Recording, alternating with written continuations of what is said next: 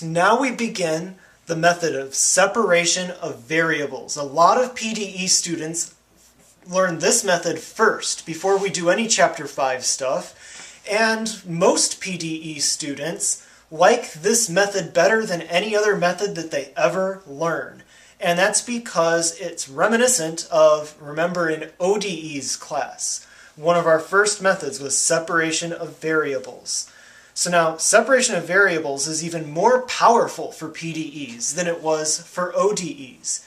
Here's how it works. We assume that the function u, u depends on both x and t, we suppose or we assume that it can be separated or factored so that all the dependence on x is in one factor that we call big X, and all the dependence on t can be in the other factor that we call big T. And since we know that we have our nice boundary conditions and initial conditions so that we know in advance that we have a unique solution, then if we use this method separation of variables and it works, then we know, hey, we have our unique solution, and then we can go and verify it did satisfy this assumption.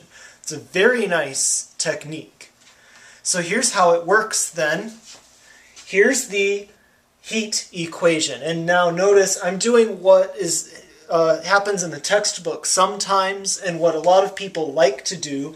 And instead of writing d dt, I'm writing subscript t. You'll see this a lot also in a Calculus 3 class. A lot of Calculus 3 classes. When there are derivatives with respect to so many different variables, it saves yourself some writing if you can write subscript to mean the derivative. So here subscript t means d dt. Subscript x means that there are two derivatives. The second derivative with respect to x. Both of those derivatives are with respect to x.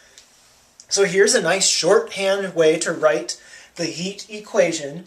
And if we just plug in u equals xt, do we see what happened there? Just everywhere there's a u, it equals xt. And then if x doesn't depend on t, if x is a function of x only, then it's treated like a constant and comes outside the derivative. And so it's x times only the t part gets the derivative with respect to t. But look at that. Over here, the same kind of a thing happened. It's the t doesn't depend on x, so it can come outside. So that very first equation under separation of variables on the handout should look just like this. It's x t prime. Since there's only one, t only depends on one variable, we can just write prime for all the derivatives. X t prime minus constant x double prime t equals 0, and moved over to the other side.